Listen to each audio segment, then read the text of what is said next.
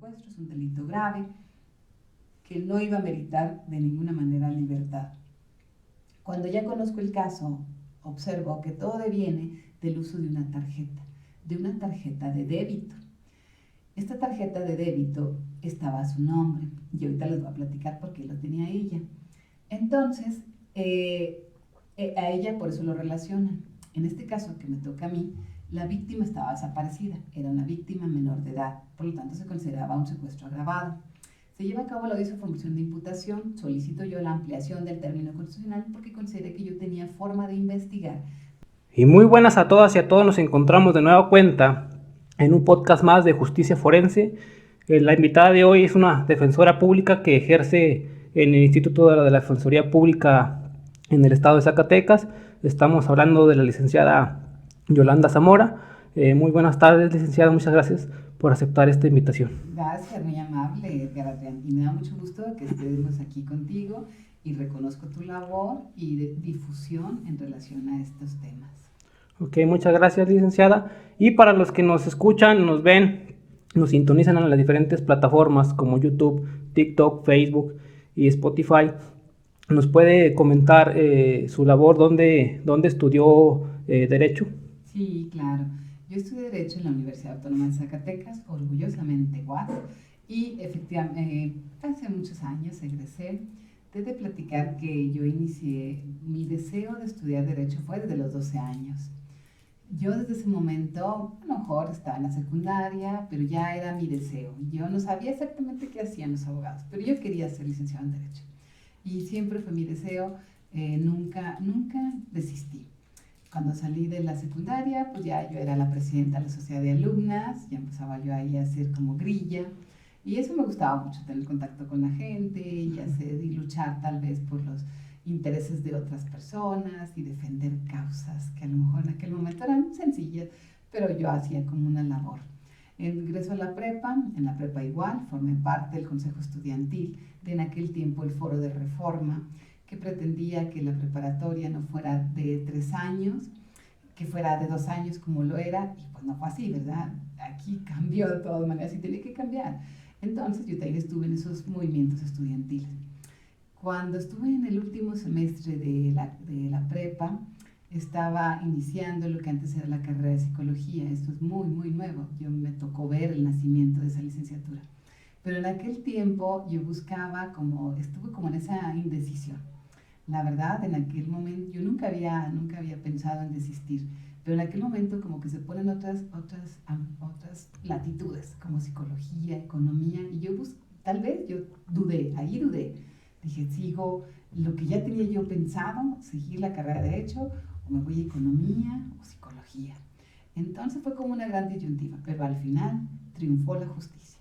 Y lo que decidí fue, como siempre lo había tomado la decisión, de continuar con la carrera de Derecho. Y así fue. También entrando en Derecho, también fui parte del Consejo Estudiantil. Sin embargo, ya ahí pues me aboqué más a lo que fue el estudio. Y egresé prácticamente hace más de 25 años. Ok, licenciada, cuando decide estudiar Derecho, ¿ya tenía en mente la postura del derecho penal? No, definitivamente no. Yo quería únicamente abogar, hacer algo por la gente, pero no sabía todavía cómo. Ok, ¿y en qué momento decide que el derecho penal es lo que usted se quiere dedicar? Sí, buena pregunta. Cuando eres estudiante, bueno, a mí siempre me gustó y creo que fui buena siempre para el estudio, siempre me gustaba sacar buenas calificaciones y principalmente la materia de sociales, yo le echaba muchas ganas y trataba siempre de salir adelante y buscar siempre como sobresalir. Siempre me gustó de alguna manera hacer discursos, hacer cuestiones de política, hacer cuestiones como demagogia tal vez en aquel tiempo. Pero de alguna manera siempre me gustó la democracia también y buscar esos intereses colectivos. Entonces, la verdad, el derecho penal llega a mi vida hasta el año 2007. Yo, cuando salí de la carrera, pues yo ya te he de platicar que salí con una niña de 1 año de edad, que ella también se graduó, ella también fue a la escuela.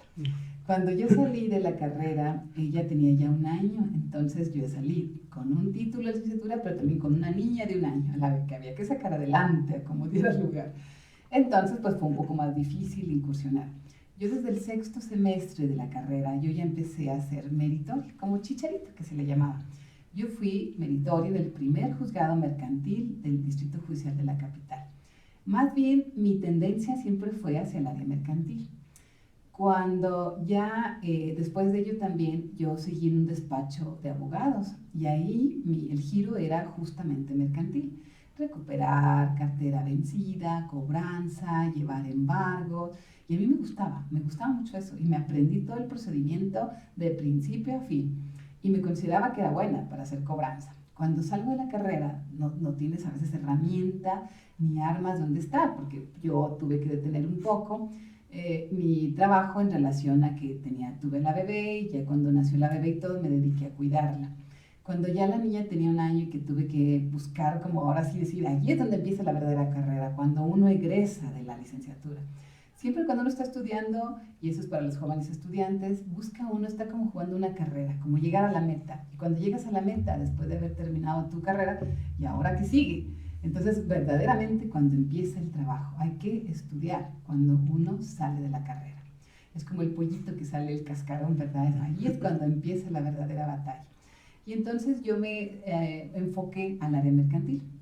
Estuve trabajando de manera particular como en la recuperación de cartera y yo me consideraba buena porque lograba buscaba a la persona hasta que me pagara y también llevar los juicios mercantiles. Entonces eso era como muy fuerte. En realidad yo pensé siempre que iba a ser mi tendencia.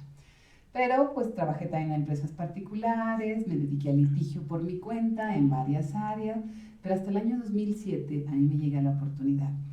El entrar a la Defensoría Pública para mí también fue un gran reto, porque no fue tan fácil.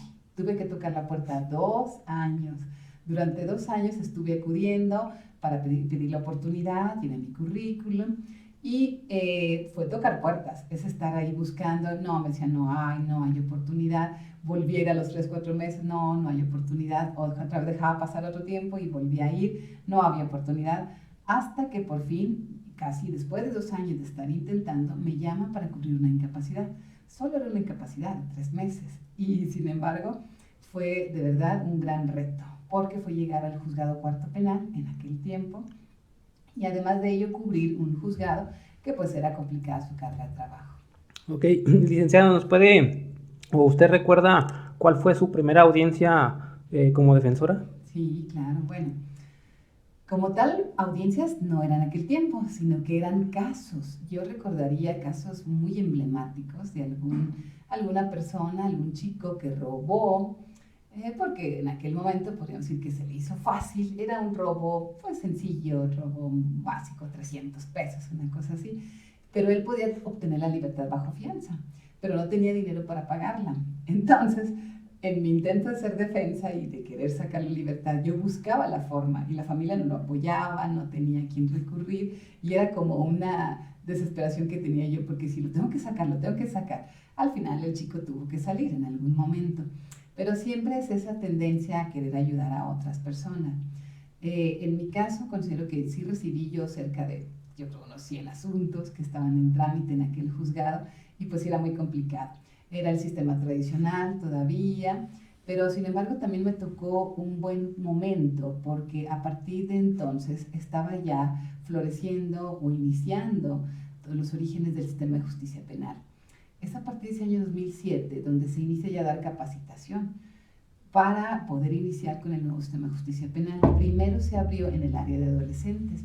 En 2007 recuerdo yo que vino personal de Costa Rica, un juez, un defensor y un fiscal de Costa Rica. Ellos fueron los primeros que nos capacitaron en el sistema de justicia penal.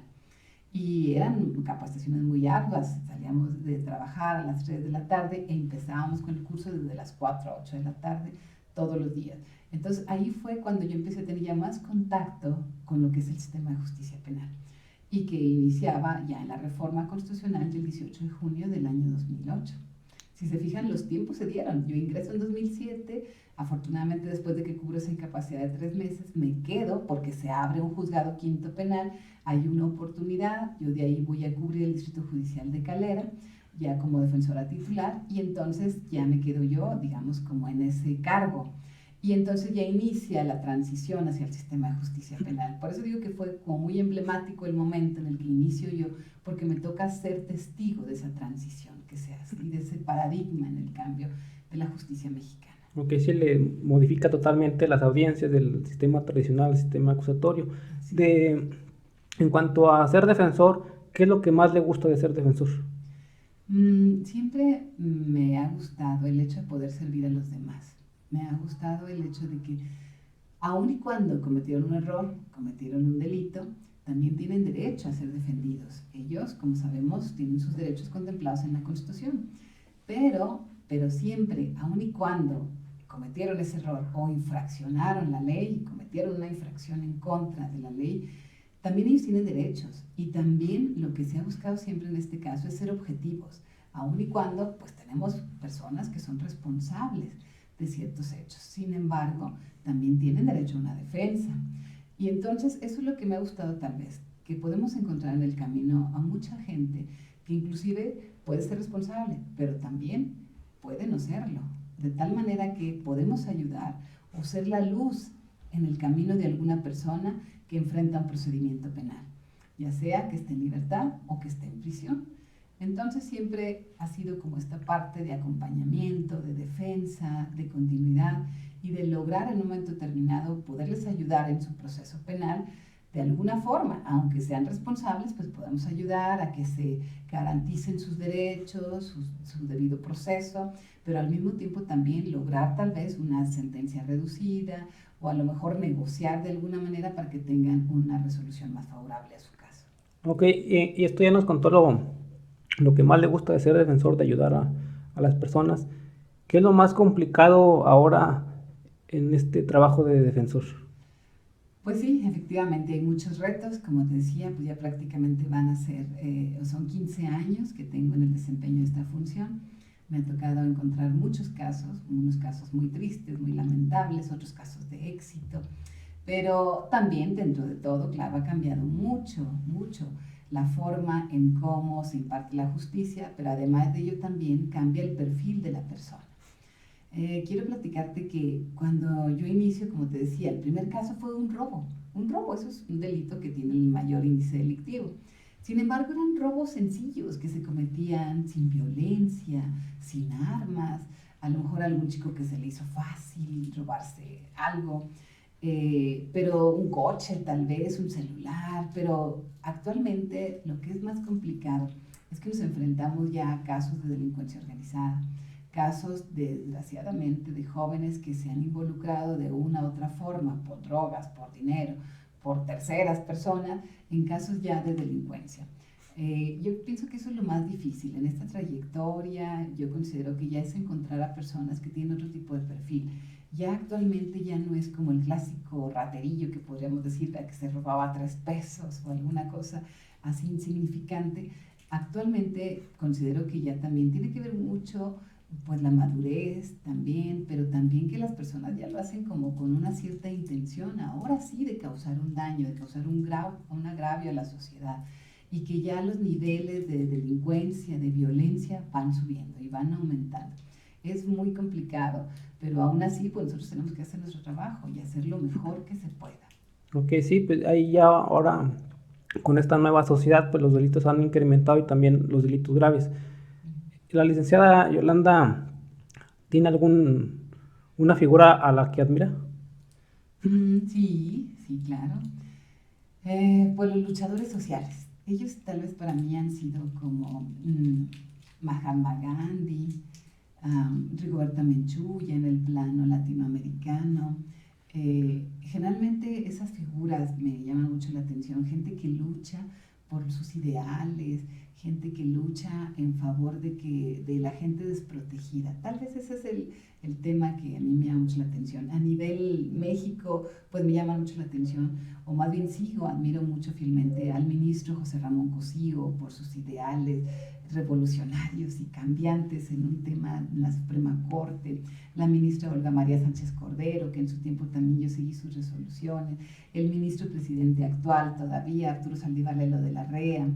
Esas son las figuras como jurídicas que a mí me han impactado. y que pues me ha gustado ver cuál es su forma de pensar, por qué ha sido ese detonante en un antes y un después, por qué ellos han hecho como cambiar o hacer las cosas diferentes. Para mí eso sería el tema.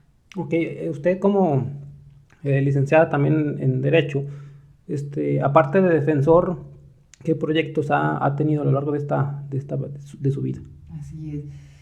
Pues mira, soy docente y me gusta mucho, mucho enseñar, tal vez no con aquel afán de protagonismo o aquel afán de vanagloriarse, no. A mí lo que me ha gustado mucho es como enseñar a estas nuevas generaciones a que cambiemos el chip, a que la sociedad vea a los abogados, no como aquellos abogados tranzas, corruptos. Luego hasta nos comparan con plátanos, dicen que un abogado es chueco. Siempre me ha gustado dejar como ese mensaje a las nuevas generaciones en el sentido de decirles, bueno, tenemos que cambiar la percepción que tiene la sociedad de nosotros.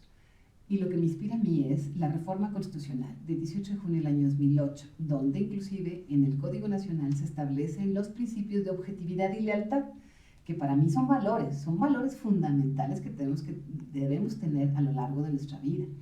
Esa pérdida de valores que actualmente también está pasando en la sociedad es lo que está ocasionando también que, como decíamos hace un rato, que la evolución de la sociedad nos esté llevando como este tipo de asuntos.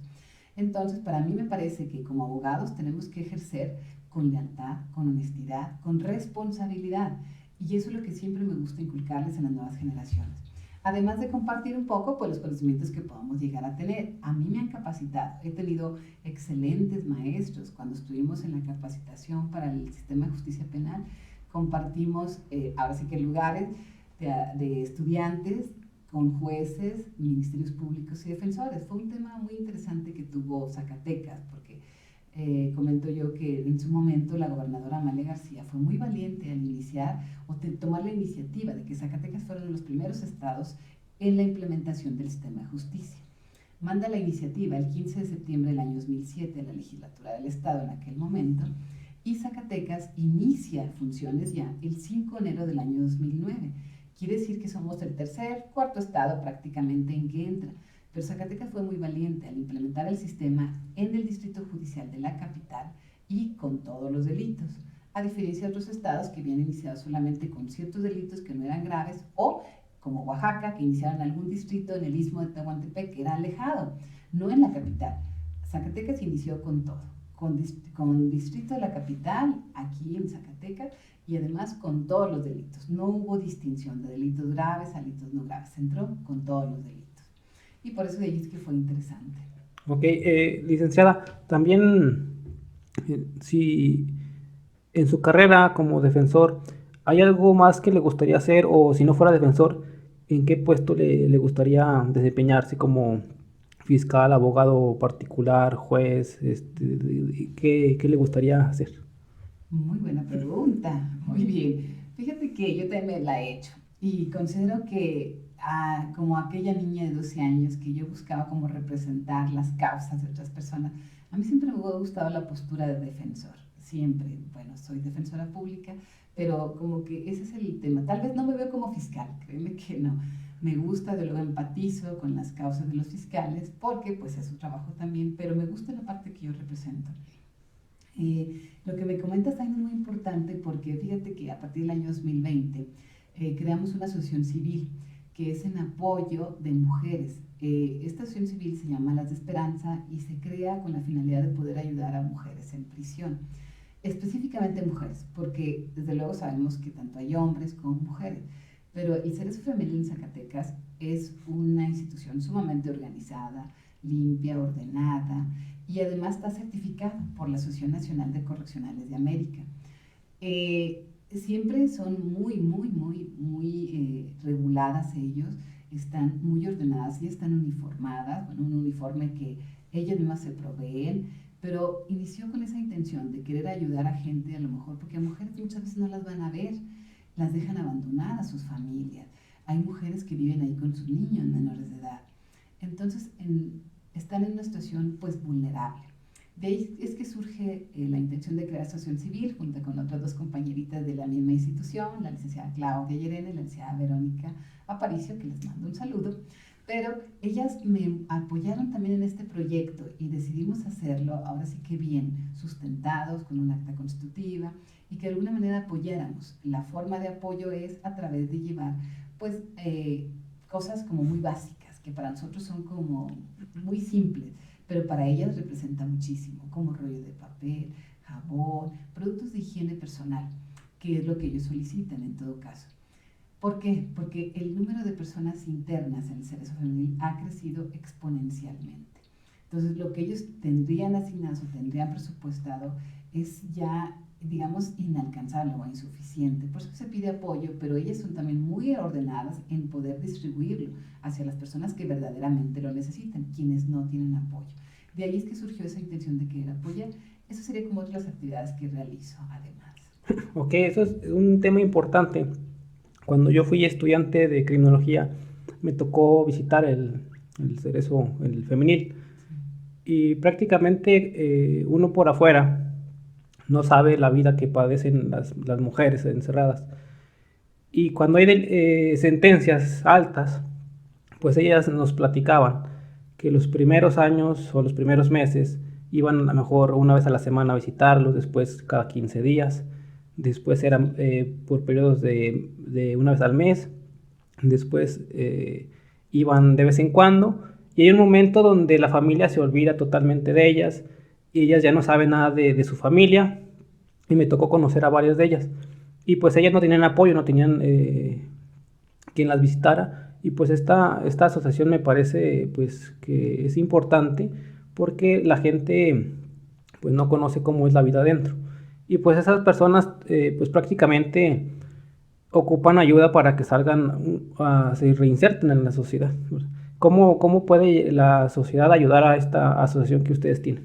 Sí, hay una página de Facebook que se llama así, Alas de Esperanza. Nosotros somos muy ordenados y muy en coordinación con el Cerezo Femenil. Ya ellos nos asignan un día, una hora, en donde podamos llevar a cabo la entrega, hacer la entrega ya directamente, y ellos se encargan de distribuirlos a través del área de trabajo social. Así es como se hace el Día de la Madre, hemos ido a llevarse algún detallito.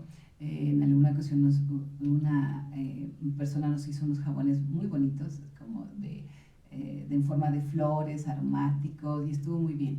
Este año, por ejemplo, les llevamos mandalas con colores, y eso también sirvió mucho como una actividad psicológica, en este caso, y de apoyo también de terapia emocional. Y parece que también funcionó muy bien en este año también.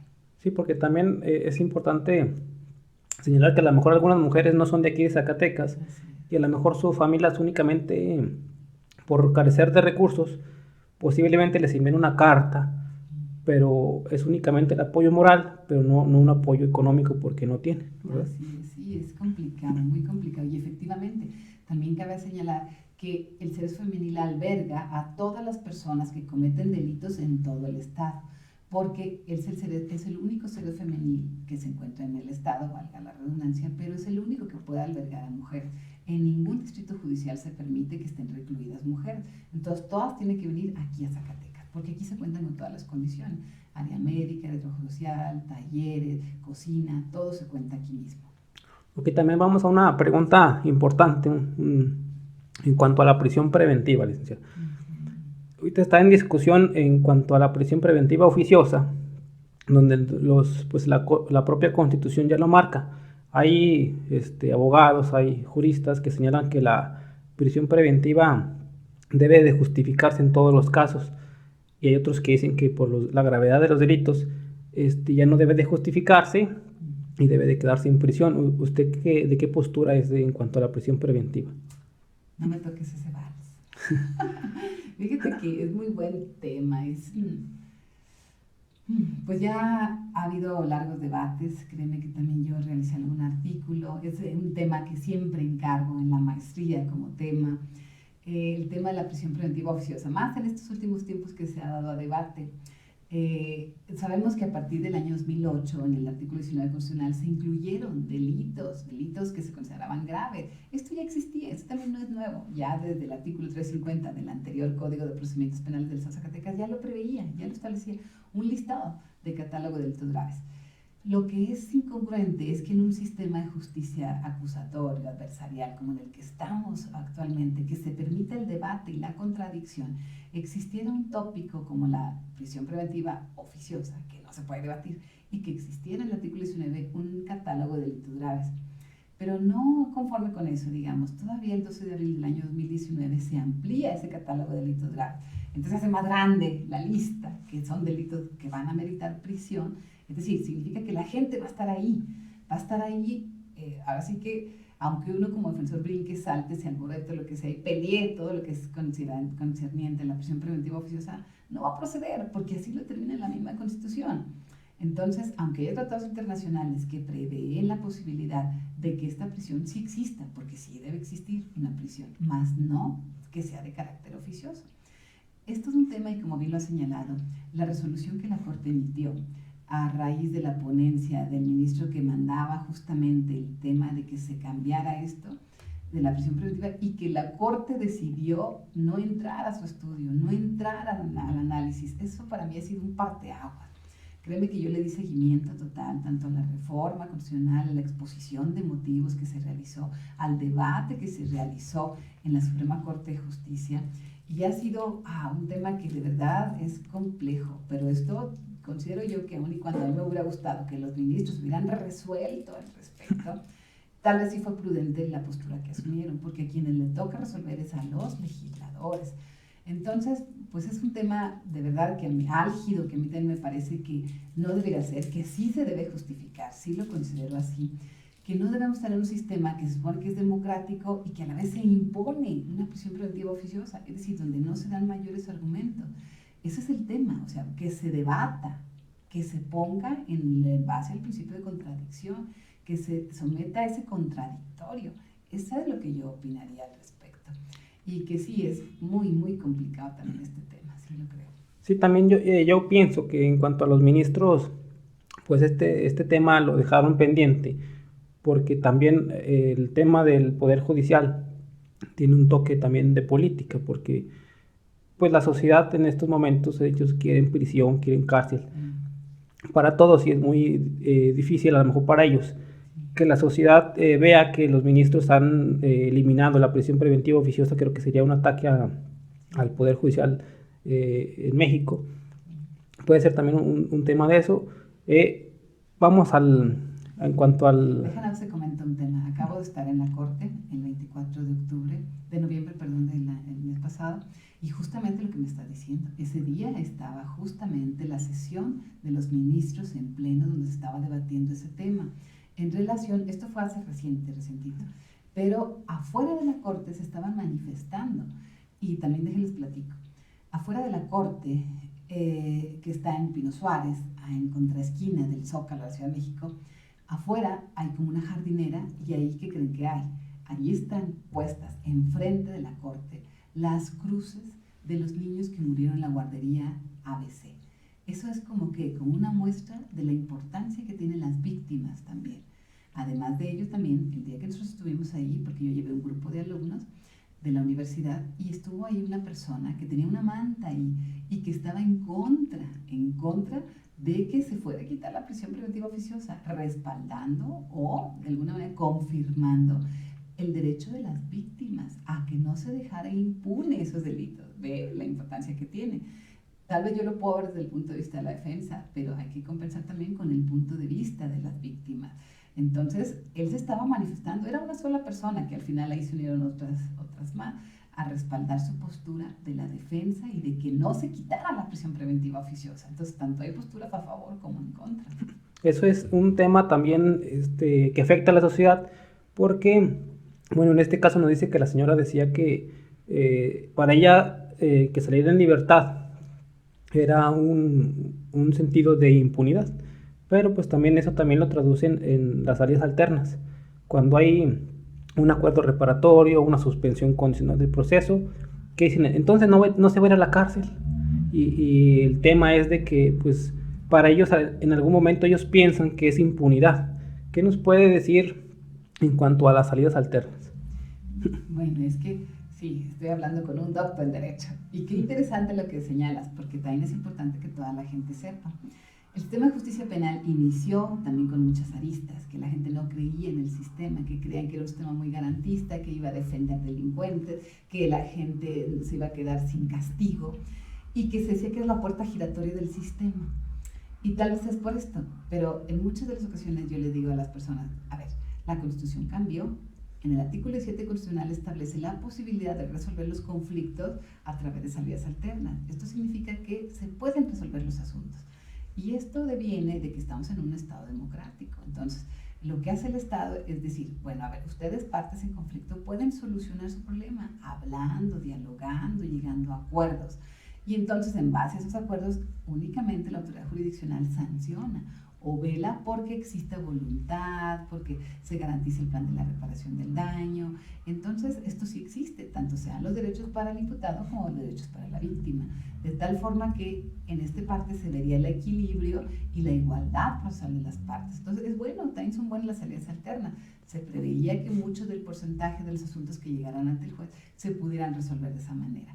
Y solamente los asuntos que verdaderamente fueran graves llegaran a conocimiento de un tribunal en una etapa de juicio oral, donde ya se fuera a definir, ahora sí, a través de una sentencia. Sí, prácticamente las salidas alternas pues es para descongestionar este sistema, pero pues en la práctica vemos que más que a veces un delito, a veces están peleados entre ellos, o sea, se caen gordos y lo que quieren es sangre y no quieren llegar a un acuerdo.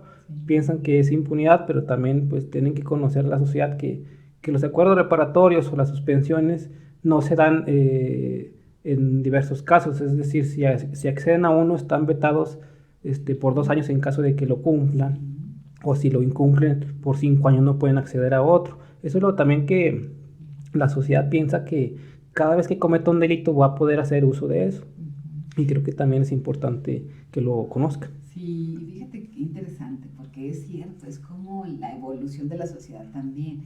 Y también explicarles esto, que a lo mejor también ellos, algo que puede ser desgastante, tanto en tiempo, en dinero, en cuestión emocional, puede también liberarse de ello y poder resolver su problema antes del tiempo y de manera pues favorable para ambas partes. Eso es algo también importante.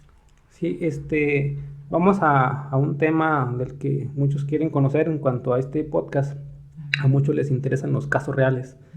Vamos a que nos platique algún caso, el más impactante, el que más recuerde que haya influido en su vida. Ah, sí, qué bien. Llegamos a la parte medular. Fíjate que sí, pues desde luego hemos tenido muchos casos que sí impactan, casos tristes, como decíamos, casos que también a lo mejor demuestra que las personas también pueden tener posibilidad de tener una oportunidad de salir adelante, que a lo mejor si cometieron un error pueden también reinsertarse en la sociedad y evitar cometer nuevos delitos. Pero fíjate que en particular un caso que quisiera comentar y que es muy reciente, que está también ahorita muy calientito, podríamos decirlo, es el caso de una mujer que tuve yo a partir del año 2020. Y su historia inicia con lo siguiente. En fecha 10 de agosto del año 2020 se inicia todo su peregrinar. Ese día ella la detienen, o bueno, van por ella. Lo impresionante de este caso es cómo se genera, pero me gustaría primero iniciar con la parte legal. La parte legal inicia cuando ella es detenida y presentada por una orden de aprehensión por el delito de extorsión. Esto fue el 10 de agosto del año 2020, donde le cumplimentan una orden de aprehensión y es llevada ante el juez. En esta audiencia tuvo uno de mis compañeros defensores, donde la representó en una audiencia inicial. En esa audiencia le imputaban la extorsión de un delito, de un delito de extorsión por 20 pesos. Ese era el monto, porque la persona no depositó todo lo que le pedían y solo depositó 20 pesos. Aún así, logró saber o deducir el nombre de la persona, solo el nombre de la persona, a la tarjeta que le pedían que depositar. Con ese nombre se inicia la investigación y se gira una orden de aprehensión. Se logra la localización de ella y la detienen. Entonces, en la audiencia de formulación de imputación, la vinculación a proceso, la vincula y ella queda con una medida cautelar en libertad. Es decir, ella puede obtener la libertad, sin embargo, no la obtiene, porque ese mismo día, terminando la audiencia de extorsión, le cumplimentan otra orden de aprehensión. Entonces, en realidad, ella no sale. Vean la fecha que estamos hablando, 10 de agosto 2020. Le cumplimenta la orden de aprehensión por un segundo caso, que es el delito de secuestro.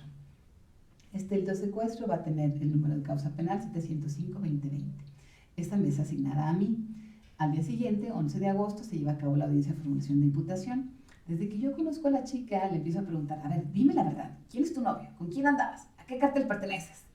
Y ella me decía, no, de verdad, yo no pertenezco. Y lloraba todo el tiempo. Y me decía que no, que ella no era novia de nadie, que ella no tenía ninguna relación con cárteles, que no pertenecía a la delincuencia.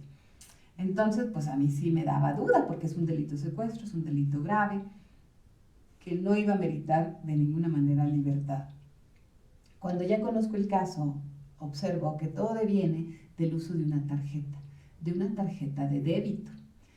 Esta tarjeta de débito estaba a su nombre, y ahorita les voy a platicar por qué lo tenía ella. Entonces, a ella por eso lo relacionan. En este caso que me toca a mí, la víctima estaba desaparecida, era una víctima menor de edad, por lo tanto se consideraba un secuestro agravado. Se lleva a cabo la audiencia de formulación de imputación, solicito yo la ampliación del término constitucional porque consideré que yo tenía forma de investigar de manera externa cómo estaba esa situación. La chica me aseguraba que no pertenecía a ninguna organización delictiva, ni que esa fuera su actividad. Entonces, este término constitucional me sirve a mí para poder investigar e indagar quién es ella, a qué se dedica y por qué estaba involucrada en ese asunto. La siguiente audiencia es llevada a cabo el 17 de agosto de ese mismo año del 2020, que si ustedes recuerdan es el año de la pandemia.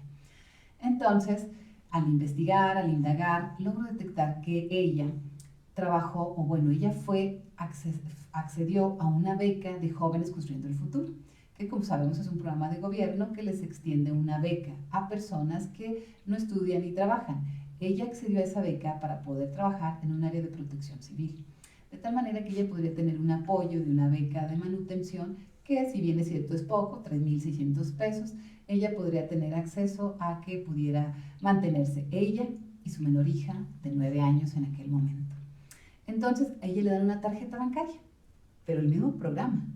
No es que ella lo hubiera sacado ex profeso. Entonces, seguramente hay una persona que estaba en prisión, que tenía una cierta relación con ella porque era su cuñado.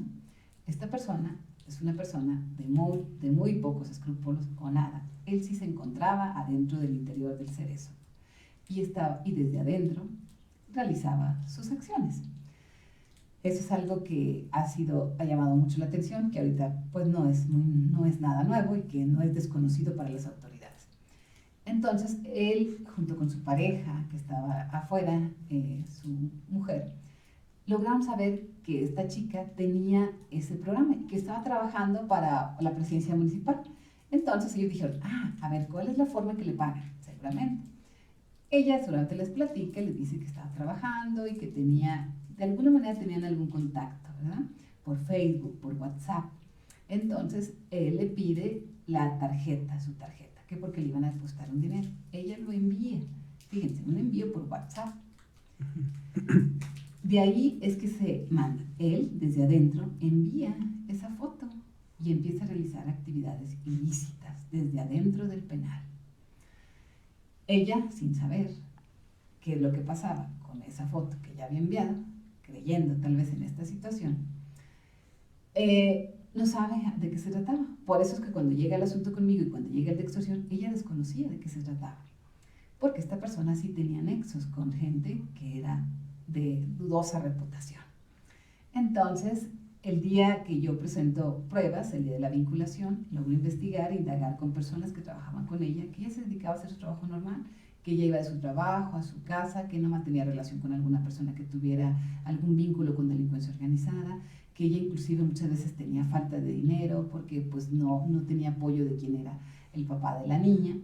Y entonces a partir de ahí empieza a darse todo. Logro recabar varias entrevistas donde se dice que ella era una persona honesta, responsable. Inclusive me decía, pues nosotros cuando salimos los bomberos, cuando salimos a algún operativo, nosotros dejamos aquí nuestras cosas, nuestras carteras, nuestro teléfono, y ella cuando regresamos está ahí, nos lo entrega y no tenemos ningún problema con ella. Pero más que eso me llama la atención algo. Ella me dice que cuando la policía la va a buscar, ella no sabe por qué. Entonces le pregunta a su jefe, le dice el director de bomberos, ¿por qué no habrán venido a buscar? No sé por qué. Y le dicen, llame al 911. Ella llama al 911. oiga, ando buscando, me vinieron a buscar la policía, no sé de qué se trate o por qué me están buscando. Y le dicen, ahorita la comunicamos a Policía de Investigación. Del mismo 911 la transfieren hacia el área de Policía de Investigación. Ahí seguramente investigan el área de aprehensión. Oigan, está hablando una mujer que dice que la fueron a buscar la policía. Investigan de inmediato, dicen a través de su nombre, que no voy a mencionar, entonces dicen, sí, espérenlos ahí, espérenlos, ahorita ellos van para allá. Y ella los espera. Ella llama, avisa y los espera. Llega a Policía de Investigación, ellos ya traen la orden de aprehensión y la detienen. Le dicen, ahorita te traemos, no te preocupes, vamos, te llevamos o no, dice, y regresas. Ella jamás regresó después de esa audiencia. Entonces, ese ya es un primer indicio que me daba a mí para pensar que algo estaba pasando. En la audiencia de vinculación a proceso, que en mi caso desahogué, presenté pruebas, tanto testimoniales como en la propia declaración de ella, así como un dictamen psicológico de un perito que señalaba que ella era víctima de riesgo. Por toda su historia de vida y por su entorno como ella había estado, podía ser fácilmente manipulable y que aparte su historia de vida ya de por sí era muy complicada para su forma de vivir.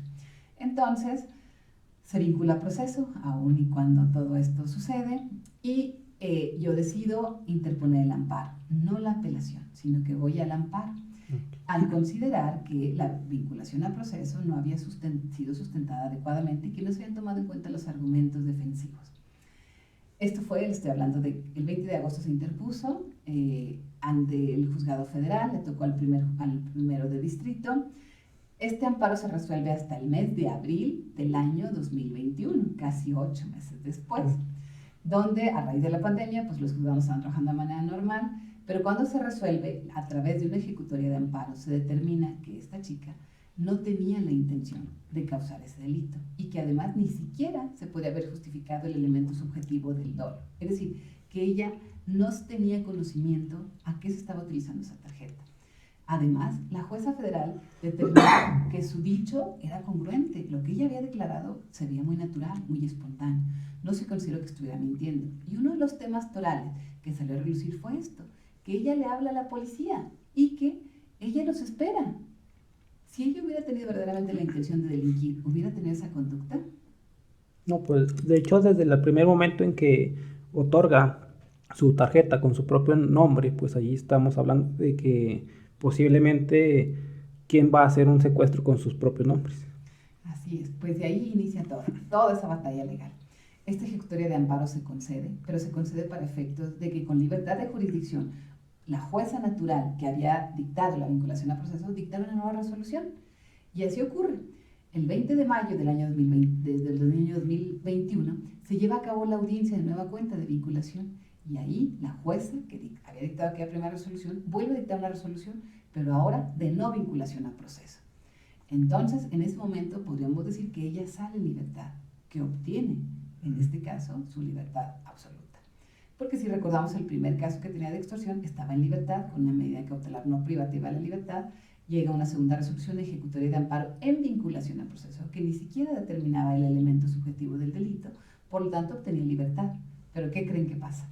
¿Qué pasó? Resulta que esa misma fecha, 20 de mayo del 2021, la Fiscalía le tenía una nueva orden de aprehensión por un tercer caso. ¿Ese delito de qué era el tercer caso? También era de secuestro agravado, derivado de que también su tarjeta se encontraba involucrada. En este caso, desafortunadamente, la víctima se había muerto y estaba justificada su muerte, de tal manera que sería un secuestro agravado que podría alcanzar una pena mínima hasta de 80 años de prisión. Entonces, imagínense, ya estábamos con un primer caso de extorsión, el que había sido vinculado al proceso, un segundo caso por secuestro que no fue vinculado al proceso, que además de ello les he de decir que la secuela legal fue que, desde luego, la Fiscalía apela ante el Tribunal Superior de Justicia, cuando en septiembre de ese mismo año se considera que no es procedente y que se confirma la no vinculación al proceso. Aún así, la Fiscalía considera que es necesario que la víctima interponga el amparo. Se interpone el amparo ante la Justicia Federal, pero se declara sobreseída, es decir, fue improcedente porque se excedió el tiempo. Total, que ese asunto ahí, digamos que podría dar por terminado. Pero entonces está en vigencia el primer caso de extorsión y el tercer caso por secuestro. En el primer caso de extorsión, el día 8 de diciembre del año 2020-21 también se resuelve a través de un juicio oral. En esta audiencia se determina efectivamente que ella no cometió el delito, que ella no tenía conocimiento y que ella ni siquiera había tenido la conducta del dolo, tomando como referencia lo de la ejecutoria de amparo, que para esto se había metido también como una prueba para ese juicio oral. De tal manera que fue absolutoria a través de 99 puntos resolutivos que dictó el Tribunal de Enjuiciamiento. De tal forma que ya teníamos la ejecutoria de amparo, la confirmación de no vinculación a proceso por la segunda instancia y además de ello una sentencia absolutoria por parte del Tribunal de Enjuiciamiento en aquel delito de extorsión. Entonces únicamente le tocaría estar enfrentando un procedimiento de secuestro. Esto fue así, se tuvo que llevar a cabo hasta un juicio oral donde el día 7 de julio del año 2022 se da inicio y entonces igual con mismas pruebas que se llevaban, digamos en este caso resoluciones ya jurisdiccionales tanto del juzgado federal como del juzgado del Tribunal de Enjuiciamiento que terminó su absolución, se presentaron como pruebas. Y el 12 de julio de este año 2022, que incluso fue el día del abogado, ella obtiene su libertad a través de una sentencia absolutoria. Lo que les hice el recorrido fue en ese sentido, para ver toda la secuela legal que se llevó a cabo en el procedimiento, donde se determinó efectivamente que ella no había cometido esa conducta, que ella no podría haberse, que el Ministerio Público no probó que ella tuviera conocimiento de que estuvieran llevando a cabo sus hechos delictivos. Y que además de ello, ella, después de prácticamente estar 2 años en prisión, se determinó en estas 3 causas penales que ella no era responsable. Y así termina este caso. Ok, y dice que en la tercer secuestro, ella sale absuelta, pero después de haber padecido 2 años ya de su vida en prisión. En este caso no se hizo o la víctima, como en cuanto a la reparación del daño de ella, o qué secuelas padeció de estos 2 años en prisión. Ella como persona imputada, sí, acusada en este caso, sí, obviamente sí, podría ser. Actualmente sí se interpuso la apelación seguramente el caso de extorsión, pero en el caso de secuestro, en el último caso, también se determinó por parte del Tribunal de Enjuiciamiento que fue por una deficiente investigación, insuficiencia de pruebas. Entonces, en este caso, pues bueno, aunque se apele, podríamos saber cuál es el resultado de esa apelación. Pero ella como víctima, sí, claro que sí, sí lo puede ser. Ella por haber padecido este tiempo. Pudiera ser, si ella decidiera, que pudiera demandar al Estado. Sin embargo, pues no hay un procedimiento como tal, o ya sería instruirlo ante una corte internacional en base a cumplimiento de tratados internacionales. Sí, porque 2 años son bastantes estar en prisión. ¿Y ella tenía hijos? De eso vamos para allá. La parte humana en este caso, como bien lo señalas, ella era madre soltera. Su historia de vida, justamente, que es lo que comentaba, que quisiera comentar en este momento, era que ella venía de una situación, pues, lamentable, porque sus padres la habían abandonado prácticamente, ella había quedado al cuidado de su abuela, y su abuela era una persona ya grande, que no le pudo dar más estudio más que hasta la secundaria. Ella había sido, es mamá soltera de una niña. Aquí el tema está en eso, de ahí justamente es donde surge la relación. Ella tenía una hija de un hombre el cual ni siquiera registró a su niña. Este hombre era hermano de aquel otro hombre que estaba dentro de prisión, pero al padre de la niña, que nunca reconoció a esa hija, que nunca hubo una relación filial en realidad, como familia entre ellos, porque él tenía otra familia. Esta chica pues solamente fue como una segunda persona, una segunda relación para él, por eso él nunca reconoció a su hija. Esta mujer siempre había mantenido a su menor hija, de 9 años en aquel momento, actualmente de 10, 11 años tal vez, donde ella tenía los apellidos de ella, como su mamá, nunca los apellidos de él. Sin embargo, esto fue lo que la relacionó, porque aquella persona que estaba en prisión era como su cuñado, teóricamente, pero en realidad nunca había existido una relación filial entre ellos. Sin embargo, aquí ella tuvo esa historia donde ella mantenía a su propia hija. Durante estos 2 años ella no tuvo contacto con su hija porque pues, lo que se trató de hacer es que la hija se fuera a otro lugar para evitar en un momento determinado algún tipo de represalia también. Entonces efectivamente fue tiempos muy difíciles, tiempos muy angustiosos porque ella, imagínense lo que podría pasar de una mujer que le dice que está acusada de secuestro y que puede pasar 50 o 80 años de prisión. Y que de alguna manera esa fue como toda la transición, toda la travesía que tuvo que realizar ella durante este tiempo.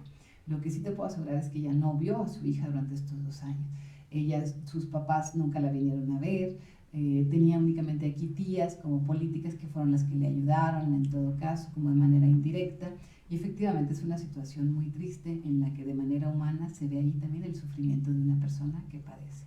Okay, esta niña, ¿quién se hacía cargo de ella mientras su madre estaba en la prisión? La abuela paterna. Okay. ¿Era una niña de...? Niña, o solo una niña. Okay. También me llama la atención que pues entre el segundo secuestro y el tercer secuestro pues la prueba o el medio de prueba fue el mismo, o sea, la tarjeta.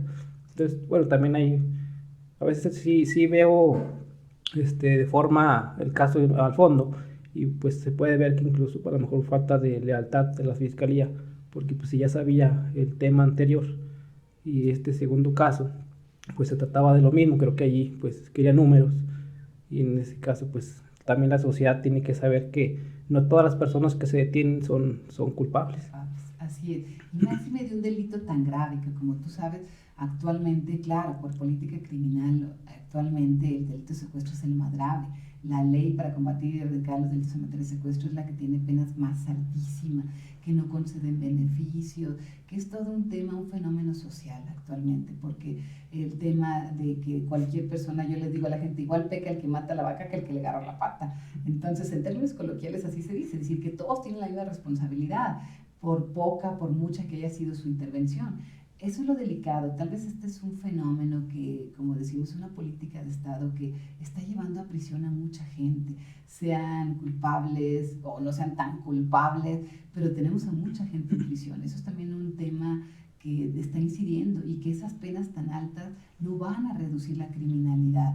El hecho de que una persona esté 50, 80 años condenada y sin derecho a beneficios implica un mayor gasto para el Estado, porque ese es justamente el tema. ¿Quién va a mantener a gente en prisión por tantos años? Pues nosotros, los ciudadanos.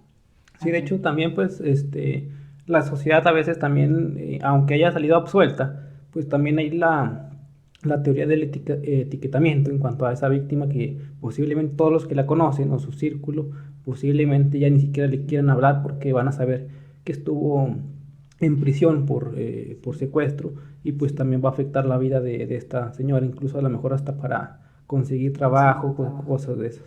Así es el estigma social que se hace efectivamente y que de alguna manera pues este rechazo social también hacia este tipo de conductas.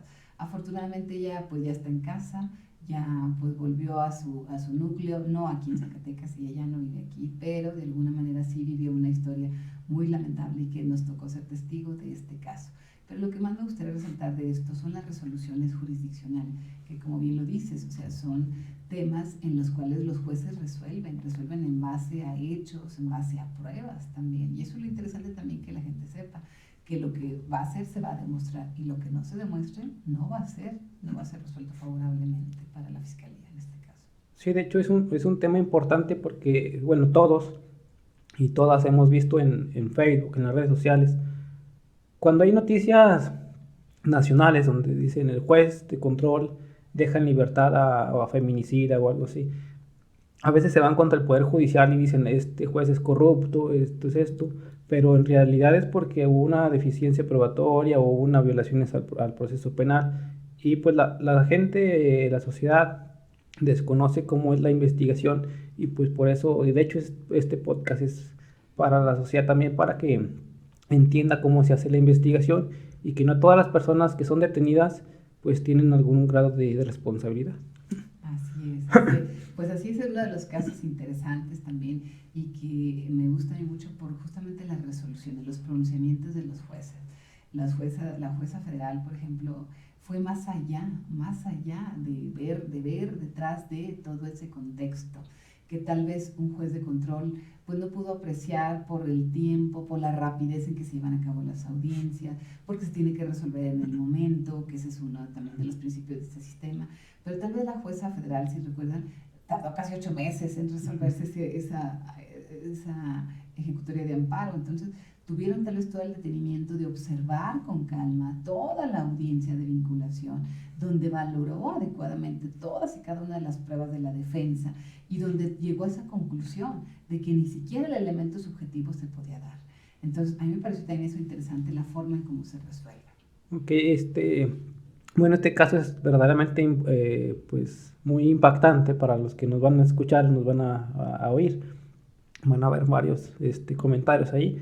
Y vámonos a un último tema en cuanto a esta última reforma del 8 de junio de este año. Hay temas No me hagas importantes. sudar. Hay temas importantes que, pues, incluso aquí en Zacatecas, es uno de los casos donde más ha impactado en la sociedad. La violencia familiar, el abandono de familiares, ambos incrementan penas. La violencia familiar de oficio se señala ya violencia familiar grave, se agregan fracciones y ya no alcanza, en la violencia familiar ya no alcanza suspensión, en la violencia grave, y en el abandono de familiares tampoco alcanza suspensión. Y pues vámonos por partes. En cuanto a la violencia familiar, en las fracciones que adicionaron, hubo una muy importante que he tratado, es la de que por el simple hecho de ser drogadicto ya es violencia familiar grave. Y ahí, ¿qué opina de esta fracción que estableció el legislador? Ay, sí, claro. Y fíjate que efectivamente, pues como nosotros sabemos, en el medio, pues mucha de la gente que comete delitos es eso, bajo influjo del alcohol o de drogas, de estupefacientes. Y efectivamente sí considero que está bien, porque claro, es un estado que altera físicamente también a la persona. Pero también la Corte se ha pronunciado en el respecto de que no porque estés tomado drogado dejas de ser responsable. Pero, ay no, pues es que es una política de Estado. Es una política de Estado, pero créanme que está complicando bastante, créanme que sí, señores legisladores, señores jueces, por favor. Está complicando mucho. Te he de platicar que esta semana pasada no era un caso mío, era un caso que le apoyó un compañero, pero es el caso de una mujer que ella es la imputada del delito de abandono de familiares. ¿Y qué creen? No puede acceder a la suspensión condicional del proceso. Ella sí ha estado aportando pagos, es toda una historia también, pero ha estado aportando pagos, pero ha dado, digamos, yo diría casi un 60% de lo que se le reclama, pero ella dejó de trabajar y por eso ya dejó de percibir y ya no puede estar pagando. Entonces, ¿cuáles alternativas nos quedarían? Yo les digo siempre son como escalones. El primer escalón es el acuerdo reparatorio, el segundo escalón la suspensión y el tercer escalón el procedimiento abreviado. Pero el segundo escalón, que es lo que podríamos hacer, la suspensión condicional, porque la víctima o el padre de los menores se opone, no lo pudimos llevar a cabo por la penalidad. Entonces, esa no va a proceder, la tachamos. Pero luego llegamos al acuerdo reparatorio, pero él no quiere. Y para el acuerdo reparatorio se necesita la voluntad, la voluntariedad. Entonces, ¿qué nos queda nada más? ¿El procedimiento abreviado o el juicio oral? Y entonces, ¿qué hacemos? Si no llegamos al acuerdo reparatorio, la van a condenar. Lo más probable es que la van a condenar. Y la pena mínima que accedería sería 5 años. 5 años, sin derecho a beneficios. Ella es mamá de 2 niños, de las cuales quedó obligada a dar pensión, que todavía no sé por qué, pero bueno. Pero es mamá de otros 2 niños, que son pequeñitos. Ella es mamá de 4 hijos. ¿Cuántos hijos quedarían ahí si ella es condenada en juicio oral con una pena que no tenga beneficios? ¿Qué va a pasar? ¿Y qué creen que hice? Estamos ya en la intermedia, a punto de decidir entre si nos vamos a juicio o un acuerdo reparatorio. Yo dije, por favor, clemencia, así de rodillas, clemencia. Y al final sí se llevó a cabo. Lo que pude solicitar fue, no, la persona, el padre de la víctima, el padre de los menores está muy renuente todavía. Desafortunadamente ya no iba la fiscal titular del caso, fue otra fiscal que también es muy competente, pero que de alguna manera quise yo más bien que el juez atendiera también a la obligación de que tratara de conciliar las partes, o bien que nos proporcionaran una alternativa, volvemos a lo mismo, las salidas alternas, de que nos ayudaran a mediar a través del Centro de Justicia Alternativa, donde ellos solicitaran ese apoyo de un mediador. Porque yo vi todo el contexto, el entorno donde ella había con falta de comunicación, todavía muchos odios, rencores, ahí venganza, sed de venganza. Entonces lo que solicité fue así como que, por favor, tiempo. Y entonces se suspendió el procedimiento para poder ver que las partes se podían llegar a un acuerdo. Pero ahí fue donde vi la trascendencia de esta reforma al Código Penal, donde una mujer que no ha cometido delitos anteriormente, que por alguna circunstancia está en puede tener esa gran disyuntiva de ir a prisión sin derecho a beneficios, sustitutivos de la libertad. Entonces vean qué complicado. Ahí es donde de verdad se complica mucho. Sí, pues de hecho este delito, si la otra parte no accede a un acuerdo reparatorio, prácticamente si en el procedimiento abreviado no se le reduce el tercio de la mínima, pues prácticamente va a estar en la cárcel. Y en cuanto a la violencia familiar también bueno, yo tocaba el tema de que por el simple hecho de que la persona se drogara, era una violencia familiar grave. Yo ahí difería con el legislador diciendo pues que eso es un derecho al sano desarrollo de la persona, no porque el simple hecho de que él consuma drogas va a ser un delito grave. Y pues yo decía que a lo mejor en cuanto a los defensores o algo así, pudieran señalarlo a un juez de control, un control difuso entre los derechos del imputado, y porque estamos ante un derecho de acto y no de autor. Y también pues esta violencia familiar grave pues también nos quita la suspensión, y también hay varias personas privadas de su libertad porque no pueden acceder a una suspensión condicional del proceso, y pues es más gente tener en prisión.